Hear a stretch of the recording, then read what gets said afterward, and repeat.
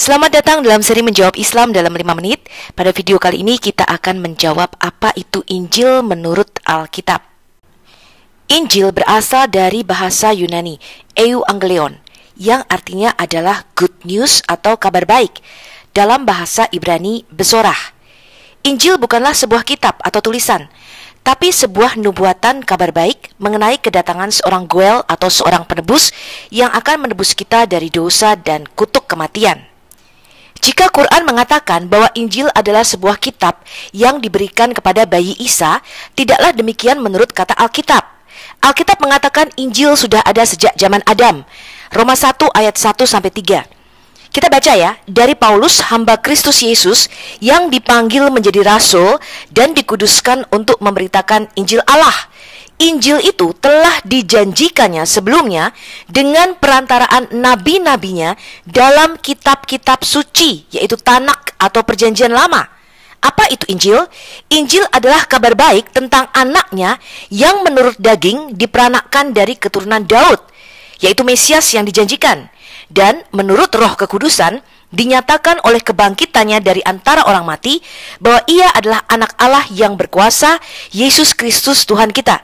Jadi Injil bukanlah sebuah kitab, melainkan seorang pribadi. Namanya ialah Yesus Kristus. Ketika Adam yang pertama jatuh ke dalam dosa, maka Allah sudah menjanjikan kabar baik bahwa akan ada salah satu dari keturunannya yang kita sebut dengan Goel atau Mesias yang akan meremukkan kuasa daripada iblis, yaitu kuasa dosa, kematian, dan kutuk sakit penyakit. Kita baca ya, ini adalah Injil yang pertama. Kejadian 3 ayat 15. Tuhan mengatakan kepada iblis atau ular itu, "Aku akan mengadakan permusuhan antara engkau dan perempuan ini, antara keturunanmu dan keturunannya. Keturunannya akan meremukkan kepalamu, dan engkau akan meremukkan tumitnya." Jadi Tuhan tidak pernah menjanjikan sebuah kitab, melainkan seorang pribadi, yaitu Mesias. Mengapa Tuhan memberikan kita Injil atau kabar baik, teman-teman? Karena Tuhan begitu mengasihi kita, Dia tidak mau kita terhilang. Karena ada kabar buruk. Kabar terburuk yang kita terima adalah bahwa kita semua harus mati karena dosa sejak zaman Adam. Dan yang lebih buruk daripada kematian adalah kita harus masuk ke neraka selama-lamanya dan kekal di dalamnya.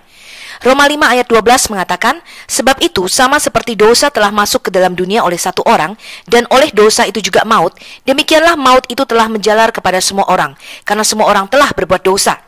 Roma 6 ayat 23, "Sebab upah dosa ialah maut atau kematian, tetapi karunia Allah ialah hidup yang kekal dalam Kristus Yesus Tuhan kita."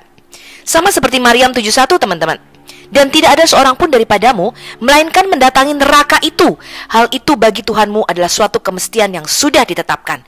Tetapi kabar baiknya adalah Tuhan memberikan kita seorang Mesias, seorang penebus yang menebus kita dari kutuk dosa dan kematian, yaitu Yesus Kristus. Jadi apa itu kabar baik atau Injil jika orang Kristen ditanya? 1 Korintus 15 ayat 3, yaitu bahwa Kristus telah mati karena dosa-dosa kita sesuai dengan kata kitab suci, yaitu Perjanjian Lama, bahwa ia telah dikuburkan, dan bahwa dia telah dibangkitkan pada hari yang ketiga sesuai dengan kata kitab suci atau nubuatan di dalam Perjanjian Lama.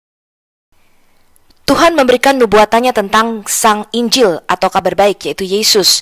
Apa tujuan dari nubuatan ini? Kita baca 1 Petrus 1 ayat 9-12. "Karena kamu telah mencapai tujuan imanmu." Apa tujuan iman kita, teman-teman? Yaitu keselamatan jiwa kita. Keselamatan itulah yang diselidiki dan diteliti oleh nabi-nabi yang telah bernubuat tentang kasih karunia atau tentang Sang Mesias, Sang Injil yang diperuntukkan bagi kita. Dan mereka meneliti saat yang mana dan bagaimana yang dimaksudkan oleh Roh Kristus yang ada di dalam mereka, yaitu Roh yang sebelumnya memberi kesaksian tentang segala penderitaan yang akan menimpa Kristus dan tentang segala kemuliaan yang menyusul sesudah itu.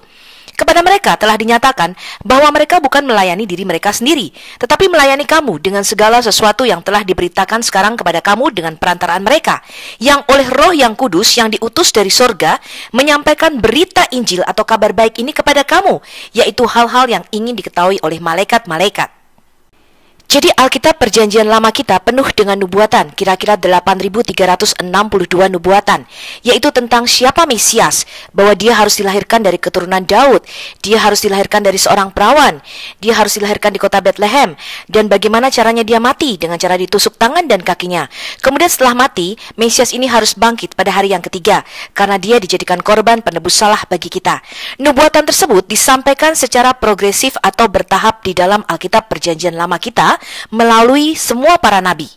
Kemudian setelah semua nubuatan itu disampaikan oleh Tuhan kepada para nabinya, maka Galatia 4 ayat 4 mengatakan, setelah genap waktunya atau in the fullness of time, maka Allah mengutus anaknya yang lahir dari seorang perempuan dan takluk kepada hukum Taurat.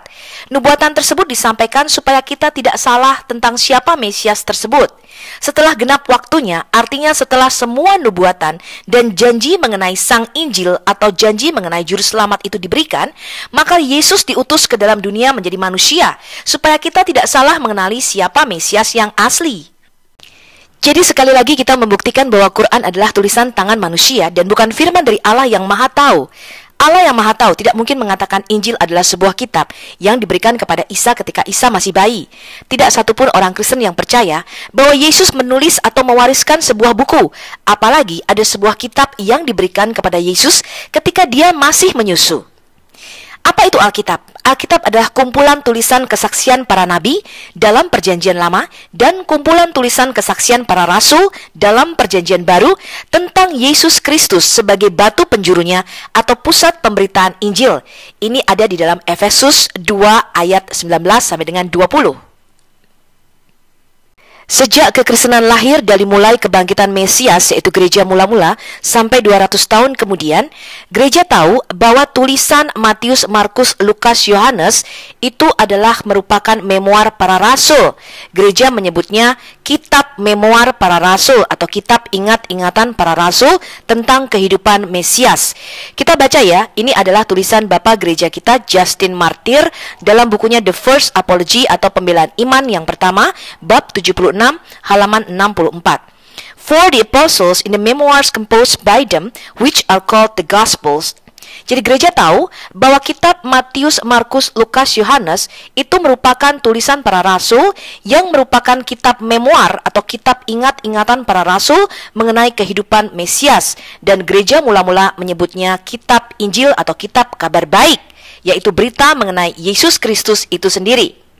Sampai jumpa pada video selanjutnya. Shalom dan semoga Anda menyukai video-video dari Al Hayat Indonesia. Shalom.